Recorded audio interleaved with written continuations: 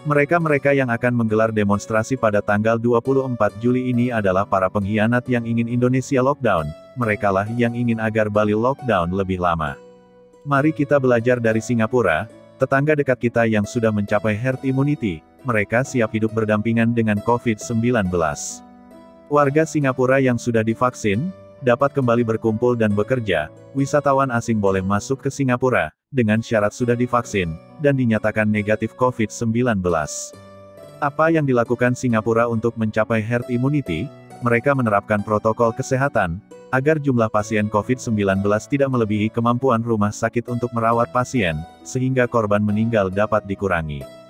Bila kasusnya tidak terkendali, mereka menerapkan lockdown parsial, bahkan sampai melakukan lockdown. Itu dilakukan sampai vaksin ditemukan, dan setelah vaksin ditemukan, mereka gencar melakukan vaksinasi, dengan target 70% warganya sudah divaksin pada tanggal 9 Agustus ini, dan setelah itu mereka akan mulai hidup berdampingan dengan COVID-19. Apa yang dilakukan pemerintah Indonesia saat ini, sama persis dengan yang dilakukan oleh Singapura. Pemerintah melakukan PPKM, agar peningkatan jumlah pasien tidak melebihi kemampuan rumah sakit kita dalam merawat pasien COVID-19, sambil menunggu vaksinasi mencapai 70% seluruh masyarakat Indonesia. Singapura sudah berhasil dengan konsep yang sama, lalu kenapa para pengkhianat ini tidak percaya dengan pemerintah, padahal sudah ada bukti nyata Singapura berhasil mencapai herd immunity. Alasan kenapa para pengkhianat ini melakukan demonstrasi adalah, agar Bali dan Indonesia tetap terpuruk karena COVID-19, agar Bali dan Indonesia lockdown, agar lebih banyak korban meninggal oleh COVID-19. Mereka tidak suka Indonesia berhasil mengatasi COVID-19 seperti Singapura, makanya mereka menyebarkan hoaks bahwa COVID-19 itu tidak ada, vaksin itu berbahaya, sehingga banyak masyarakat yang melanggar protokol kesehatan dan tidak mau vaksin, sehingga COVID-19 akan semakin merajalela di Indonesia.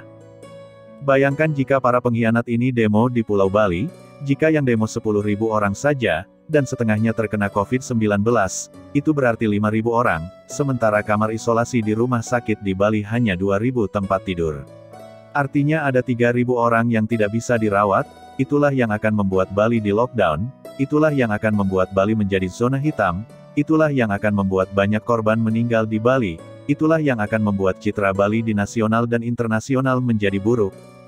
Orang-orang akan takut datang ke Bali karena Bali termasuk zona hitam.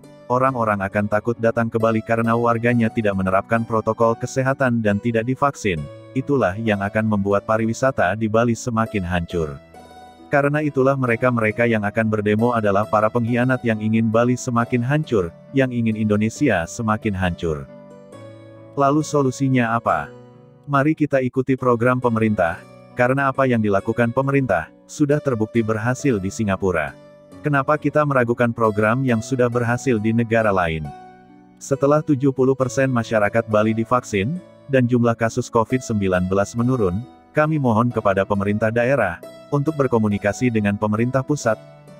Izinkan Pulau Bali untuk hidup berdampingan dengan COVID-19, izinkan masyarakat Bali yang sudah divaksin untuk berkumpul dan bekerja, izinkan wisatawan yang sudah divaksin untuk berlibur ke Pulau Bali. Jika para pekerja di hotel, restoran, dan tempat wisata sudah divaksin semua, wisatawan dari luar Bali tidak akan takut untuk datang ke Pulau Bali, karena mereka merasa aman berada di Bali, mereka merasa aman karena orang-orang di sekitar mereka sudah divaksin semuanya, mereka merasa aman karena hotel, restoran, dan tempat wisata menerapkan protokol kesehatan dengan baik. Semoga Bali bisa menjadi contoh provinsi yang berhasil menerapkan herd immunity di Indonesia. Salam Rahayu, Rahayu, Rahayu.